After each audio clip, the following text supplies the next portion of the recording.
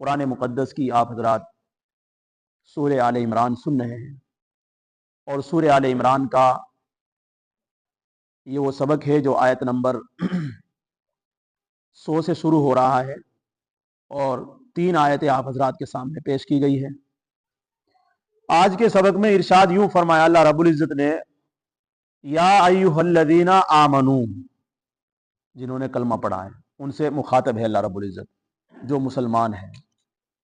اے ایمان والو، کلمہ پڑھنے والو، وہ چاہے مرد ہو عورت ہو، سب کو خطاب ہے۔ اگر تم کہنا مانو گے ان لوگوں کا جن کو کتاب دی گئی ہے، یعنی اہل کتاب، یہ قرآن کی آیت ہے، تو وہ کیا کریں گے؟ آپ کو جب آپ ان کی اطاعت کریں گے تو آپ کو وہ کافر بنا دیں گے۔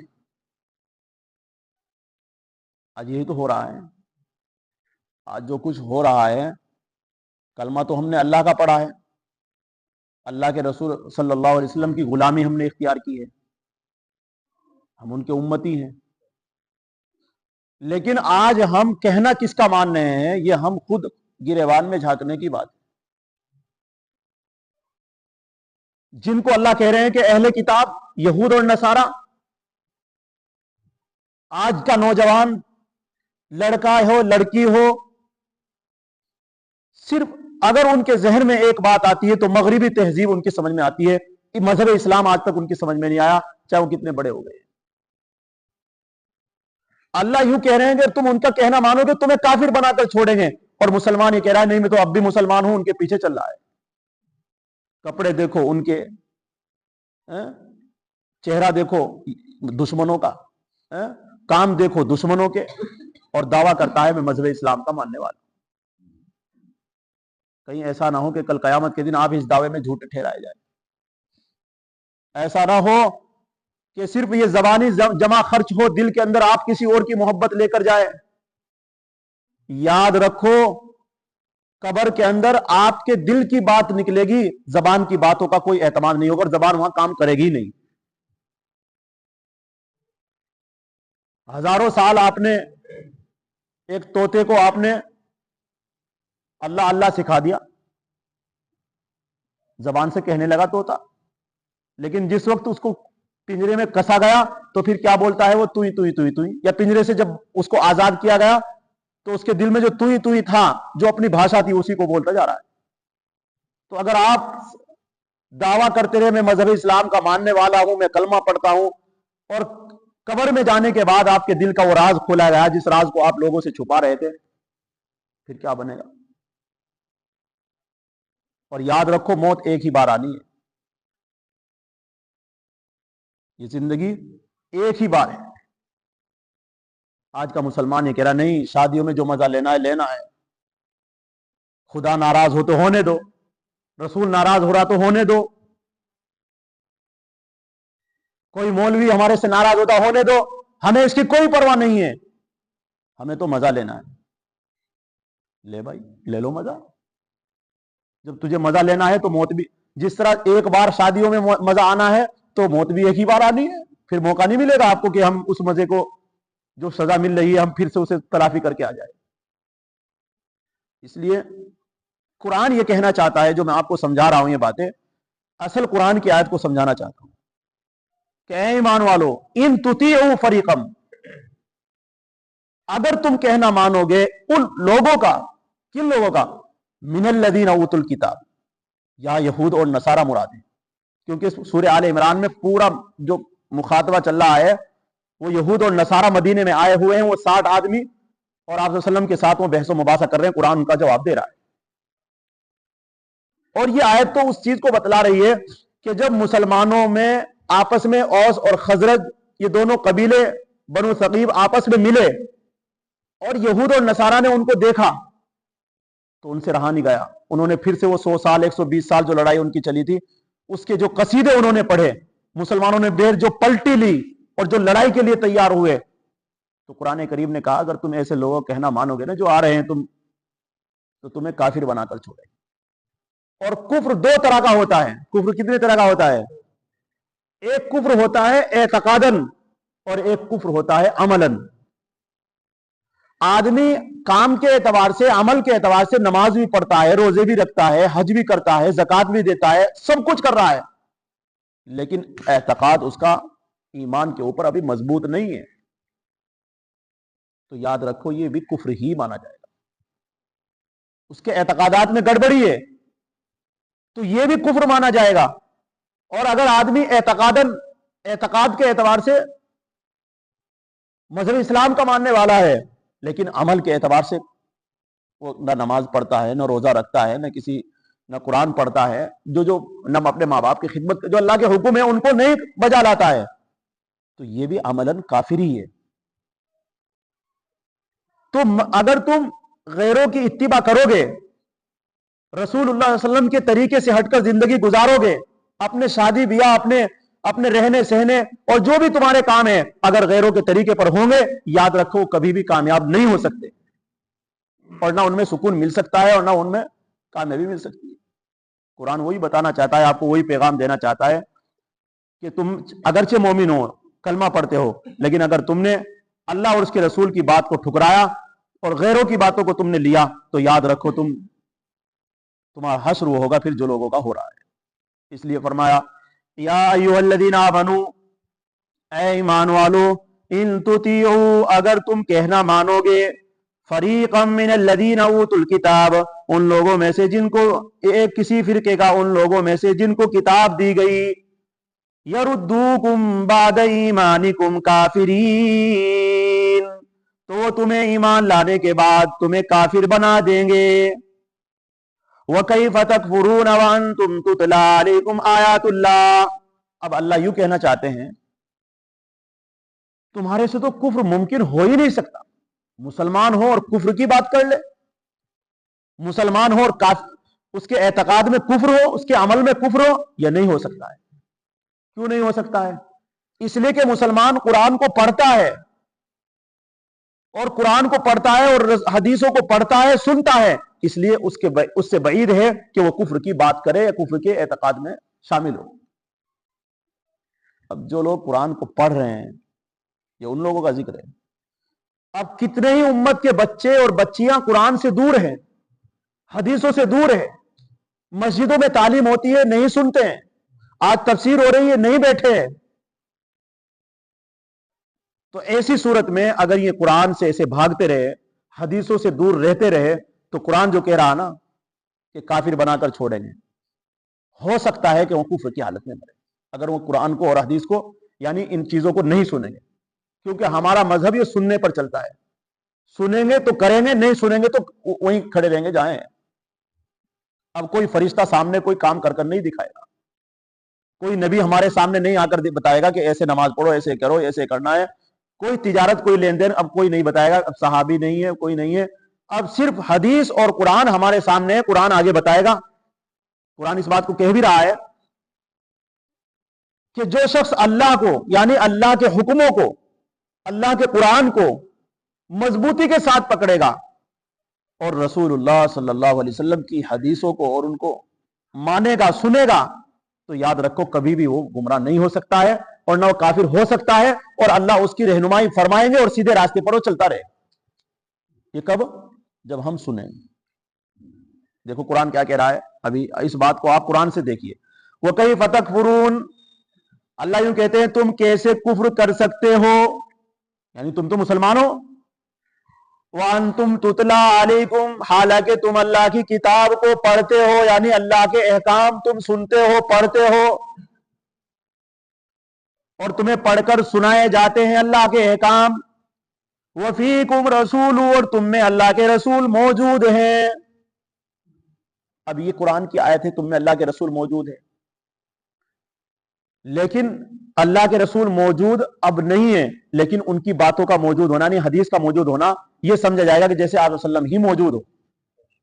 جو بھی حدیث کو پڑھے گا ایسا سمجھا جائے گا اور اتنا یقین کیا جائے گا جیسے اللہ کے رسول ہمارے سامنے یہ بات بتا رہے.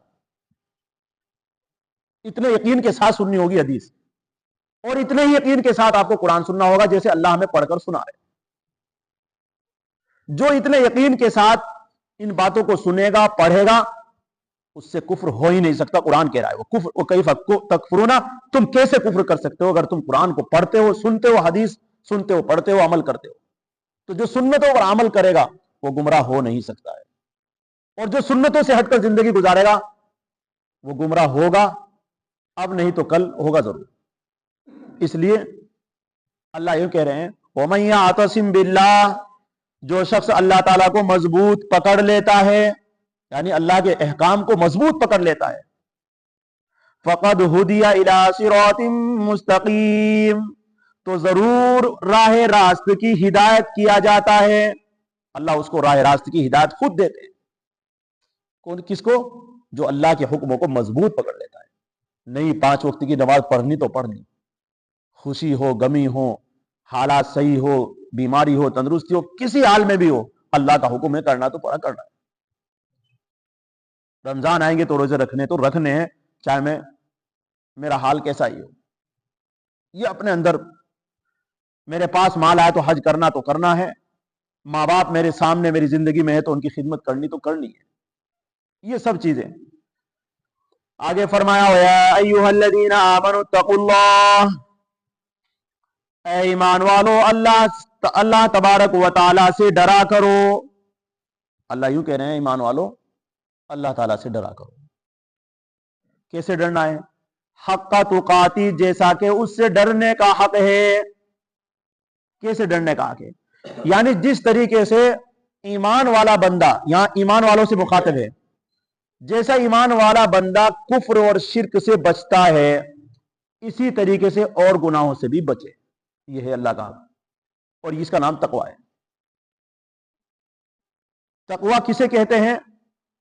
تقوی کہتے ہیں, یہ مصدر ہے اتقا سے, اسم مصدر ہے, اور ایک قول کے مطابق تقوی اسم مصدر ہے اور وقایا اس کا مصدر ہے.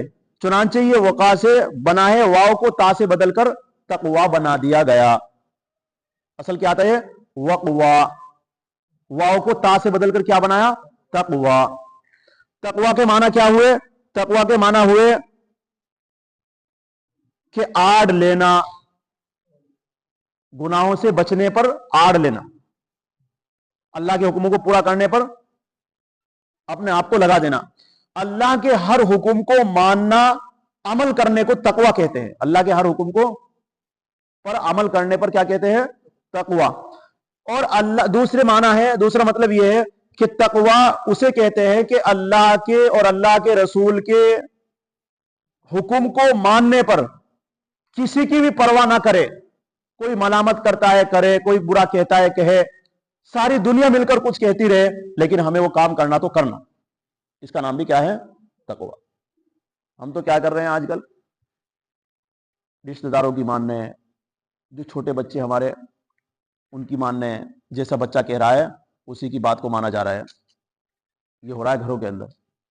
بیوی جو کہہ رہی ہے, گھروں میں جو عورتیں کہہ رہی ہے اس کو مانا جا رہا ہے. وہ بیچارہ جو 70 سال 50 سال کا ہو گیا اور جس کو اللہ نے یوں کہا کہ مرد کی عقل پوری ہے, اس کی بات کو کوئی تسلیم نہیں کرتا. کیوں؟ اس لیے کہ مرد کو اللہ نے الرجال قوامون بنا کر بھیجا ہے. مرد جو ہے ذمہ دار ہے عورتوں پر, مرد جو ہے حاکم ہے عورتوں پر, لیکن ساری ذمہ داری کسے دے دی؟ عورت کو سنبھال رکھی. کبھی بھی نہیں کامیاب ہو سکتا وہ گھر جس گھر میں عورت ذمہ دار ہے. جس گھر میں, جس خاندان میں, جس سلطنت میں اور جس بادشاہت میں اور جس بھی کام میں مرد اگر ذمہ دار بنتا ہے تو مرد وہ کامیاب ہوتا ہے, وہ ناکام نہیں ہو سکتا ہے. آج ہمارے گھروں میں وہ ہو رہا ہے کہ جن کی عقل ادھوری ہے ان کی بات کو پورا مانا جا رہا ہے, اور جن کی بیچاروں کی پوری ہے وہ بیچارے جھک جھک کر چل رہے ہیں. جیسی رسم و رواج کے ساتھ شادیاں ہونی ہے عورتوں کی بات ایسی مانی جا رہی ہے. بچے جو کہہ رہے ہیں انہی کی بات کو تسلیم کیا جا رہا ہے. باپ بیچارہ مجبور. کل قیامت کے دن جب گریبان پکڑا جائے گا باپ کا, جب پتہ لگے گا بچوں کو, کیونکہ کلکم رائن وکلکم مسئول عن رعیتہ, تم میں سے ہر ایک ذمہ دار ہے اپنے ماتحتوں پر. ہم نے کتنی ذمہ داری سنبھالی ہے ہمیں خود پتا ہے. اس لیے تقوی بنتا ہے جب ہم اللہ کے حکم کو اور اللہ کے رسول کے حکم کو مانیں گے. کوئی بچہ بھاگتا ہے تو بھاگنے دو, عورت ناراض ہو رہی تو ہونے دو, کل اسے راضی کر لیں گے. لیکن اگر خدا اور رسول ناراض ہو گئے, उन्हें राजी करने का कोई रास्ता नहीं होगा अगर हम दुनिया से ऐसे चले। बच्चों को राजी करने के बहुत सारे तरीके हैं, बीवी को राजी करने के बहुत सारे तरीके हैं। वो आज नाराज होगी तो होने दो, किसी की परवाह ना करो। और हमारे बुजुर्गों का तो ये मामूल था कि सिर्फ हम तो क्या कर रहे हैं, खाने पीने में तकवा ढूंढ रहे हैं, हलाल खाएंगे, हलाल कमाएंगे, बस यही। हाँ, सैयदना हजरत इब्न उमर रजी अल्लाह कहा करते थे, फरमाया करते थे कि कोई बंदा तकवे की हकीकत को उस वक्त तक नहीं पहुंच सकता जब तक कि उस चीज को ना छोड़ दे जो उसके दिल में खटके। और यूं फरमाया, सैयदना अली रजी अल्लाह फरमाते थे कि मुत्तकी वो है जो गुनाहों पर इसरार ना करे, जो गुनाहों पर इसरार ना करे, बार बार एक गुनाहों का ना करे। और यूं भी फरमाया कि मुआमलात ऐसे रखने चाहिए कि दूसरे बंदे का दिल ना दुखे, इसका नाम भी तकवा है, उसकी हक तलफी ना हो। मुआमलात के अंदर तकवे का ख्याल रखना यह मुश्किल काम होता है। इमाम बैकी रहमतुल्लाह अलैह ने हजरत उमर रजी अल्लाह अन्हु से रिवायत नकल की है कि किसी बंदे का फकत नमाज रोजा मत देखो, बल्कि उसके मुआमलात को देखा करो। हम तो नमाज रोजा देख करके कह देते हैं अरे ये तो बहुत बड़े मुत्तकी आदमी है, और हजरत उमर क्या कह रहे हैं कि नमाज रोजा देख करके किसी को मुत्तकी मत कहो, उसके मामलात को देखो, उसकी तिजारत को देखो, उसके लेन देन को देखो, उसकी कमाई को देखो, उसके मिलने जुलने को देखो। हमारे अकाबिर तो इतना अपने मामलात में इतनी एहतियात बरतते थे कि हजरत इमाम आजम अबू हनीफा के बारे में आया है कि एक मरतबा वो नौजवानी के जमाने से ही वो कपड़े की तिजारत करते थे। कौन? इमाम आजम अबू हनीफा रहमतुल्लाह अलैह। एक मरतबा जोहर के बाद उन्होंने अपनी दुकान बंद कर दी बाजार में और घर जा रहे हैं। लोगों ने पूछा जी इमाम साहब अभी तो दिन बाकी है, अभी तो जोहर का टाइम ही तो हुआ है, अभी दुकान बंद कर दी आपने? कहा भाई हाँ कर दी मैंने। ये क्यों की है? कि इसलिए की है आज आसमान में बादल है, अब्र छाया हुआ है, अंधेरा है, धूप सही तरीके से नहीं है, रोशनी नहीं है। कोई ग्राहक मेरी दुकान पर आकर के, अगर कोई आएगा ग्राहक तो कपड़े को सीधा उल्टा देख नहीं पाएगा, कहीं ऐसा ना हो कि धोखे में रद्दी कपड़े को ज्यादा कीमत देकर चला जाए और मेरे से भी पता ना लगे, तो किसी को धोखा ना हो जाए, इसलिए मैंने अपनी दुकान बंद कर दी, कल खोले। और एक मर्तबा का वाकया है कि हजरत इमाम आजम अबू हनीफा के पास एक कपड़ा आया और उसमें कुछ नुक्स था, उसके नक्शो निगार में किसी तरीके से उसमें नुक्स आया। तो उन्होंने, जो बेचने वाला लड़का वहां दुकान पर रहता था, उसको कहा देखो भाई मैं तो जा रहा हूं, लेकिन ये कपड़ा इसमें नुक्स है, बता कर देना है, जो भी आएगा ग्राहक उसको बता कर देना, नुक्स बता करके, और इतने कीमत में इसको बेचना, इससे ऊपर नहीं बेचना। तो साहब वो कपड़ा बिक गया। शाम को इमाम साहब जो तशरीफ लाए दुकान पर आए तो कहा कि भाई वो कपड़ा कहाँ बिक गया था? जी हाँ बिक गया। कि वो नुक्स बता दिया था? कहने लगा वो नौजवान के जी वो तो याद ही नहीं रहा मेरे। कहने लगे ओहो, कि जब तूने वो नुक्स नहीं बताया, लाओ कहाँ है कीमत, कितनी कीमत का दिया है? कि जी ये रही कीमत। तुझे ये पता है कि वो आदमी कैसा था? कि जी इतने कद का था, इस तरह का था, इस तरह का उसका मामला था। हजरत इमाम आजम अबू हनीफा उसकी कीमत को लेकर के उसे तलाश करने के लिए निकलते हैं, पूरा शहर छाना उसको तलाश करने के लिए कि नहीं धोखा हो गया, ये पैसे मेरे लिए हराम है, ये जायज नहीं है, किसी के धोखे से मेरे पास ये पैसे आ गए। तो हजरत इमाम आजम उसको तलाश करते रहे। आखिरकार वो शहर के दूसरे किनारे पर जाकर वो लड़का मिल गया। उसे देखकर फरमाया भाई तू मेरी दुकान से कपड़ा लाया? जी हाँ लाया। भाई उसमें नुक्स है, मेरा कपड़ा वापस कर दो और ये अपनी कीमत ले लो। इमाम साहब ने जब वो, इमाम आजम अबू हनीफा ने जब वो कीमत वापस की तो उस नौजवान ने, जिसने वो कपड़ा खरीदा था, पैसे लिए और जोहर के अंदर फेंक दिया, यानी तालाब के अंदर। इमाम आजम अबू हनीफा हैरान कि पैसे लिए मेरे से और तालाब के अंदर फेंक दिए। कहने लगे, इमाम साहब ने पूछा कि भाई कब, चलो मैंने अपना सामान ले लिया, तूने अपने पैसे वो सारे तालाब में फेंक दिए? कि जी हाँ मैंने फेंक। कि क्यों फेंके हैं? कि हजरत मैंने इसलिए फेंके हैं कि मैं बदनीयत इंसान हूं, मैं आपकी दुकान पर खोटे पैसे लेकर गया था, और ये खोटे पैसे लेकर के गया था, मैं लोगों को ऐसे ही धोखा दिया करता हूं और खोटे पैसे से मैं सामान खरीदता हूं। हजरत जब आप मुझे इतनी दूर तलाश करने के लिए निकले, आप इतनी तकवे की वजह से आज मैंने ये पैसे ही फेंक दिए, अब मैं कभी धोखा नहीं दूंगा किसी। तो इससे सबक कितना बड़ा मिला कि इमाम साहब अबू हनीफा के एक छोटे से अमल से उस नौजवान ने तौबा की और अपने धोखे अमल से। इससे यह भी बात मालूम हुई है کہ اگر آپ کسی کا پیسہ دبا کر کے یا دھوکے سے کوئی چیز کما کر کے آپ کوئی سامان لینے جائیں گے تو ضرور اس میں نقص آئے گا، اس میں کچھ نہ کچھ فرق آئے گا۔ اگر صحیح پیسے آپ لے کر جائیں گے تو سامان آپ کو صحیح ملے گا۔ تو اس لیے تقویٰ صرف یہ نہیں کہ آپ نماز پڑھو، روزہ رکھو، آپ قرآن پڑھو، اللہ کرو۔ تقویٰ اس چیز کا نام نہیں، بلکہ تقویٰ جو ہے ہمارے ہر عمل میں ہونا چاہیے، معاملات میں، تجارت میں، لین دین میں۔ اللہ اس کی پھر برکتیں کیسی دیتے ہیں؟ امام اعظم ابو حنیفہ کے کوفہ بازار کے اندر کوئی دکان ایسی نہیں تھی جو حضرت امام اعظم ابو حنیفہ کے یہاں سے کپڑا نہ اٹھاتا، اتنی بڑی تجارت تھی اور اتنے تقوی کے ساتھ چلتا تھا۔ 40 علماء کو تنخواہ اپنی جیب سے دیا کرتے تھے، اتنا بڑا کاروبار تھا۔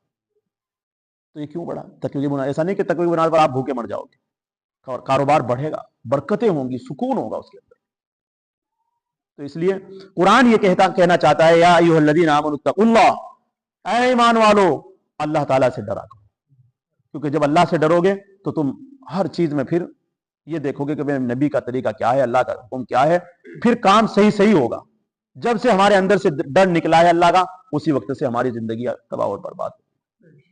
حق تقاتی، جیسا کہ اس سے ڈرنے کا حق ہے، یعنی جس طریقے سے ہم اور چیزوں سے ڈرتے ہیں، کفر سے، شرک سے، ایسے ہی ہمیں گناہوں سے بچنا ہے، معاصی سے دور رہنا ہے۔ وَلَا تَمُوتُنَّ إِلَّا وَأَنْتُمْ مُسْلِمُونَ، اور اللہ یوں کہتے ہیں کہ تمہیں نہیں مرنا ہے بجز مسلمان ہونے کی حالت۔ اس سے پتہ ہے چلا، حدیث شریف میں آیا کہ جس حال میں تم زندگی گزارو گے اسی حال میں موت آئے گی، اور جس حال میں مرو گے اسی حال میں قیامت کے دن اٹھائے جاؤ گے۔ اس لیے ہم شریعت اور سنت کے مطابق ہی زندگی گزارے۔ موت کا کوئی بھروسہ نہیں کہ بڑھاپے میں آنی ہے یا جوانی میں آنی ہے یا بچپنے میں آنی ہے، اس کا کوئی بھروسہ نہیں۔ ہم شروع سے ہی ایسے مزاج لے کر چلے اور ایسا ماحول لے کر چلے اور ایسے عمل لے کر چلے کہ کسی طریقے سے ہم ایسا نہ ہو کہ موت کے وقت ہم دوسری حالت میں جا رہے ہیں۔ اللہ رب العزت کا مطالبہ ہے بندوں سے، اے میرے بندو تم ایسے نہ مرو کہ تم کفر کی حالت میں میرے پاس آؤ، تم شرک کی حالت میں آؤ، تم گناہ کر کے میرے پاس آؤ، ایسا نہ ہو۔ تم مسلمان بن کر آنا، مذہب اسلام لے کر آنا، اور مذہب اسلام کیا ہے؟ تقویٰ۔ جب تم اللہ کے حکموں کو ادا کرو گے، اللہ کی مانو گے، اللہ کے رسول کی مانو گے، تو خود بخود آپ کی زندگی میں تقویٰ آتا چلا جائے گا۔ اس لیے اللہ تعالیٰ مجھے بھی، آپ لوگوں کو بھی قرآن اور حدیث کی باتوں کے مطابق زندگی گزارنے کی توفیق نصیب فرمائے۔ اللہ کے حکموں کے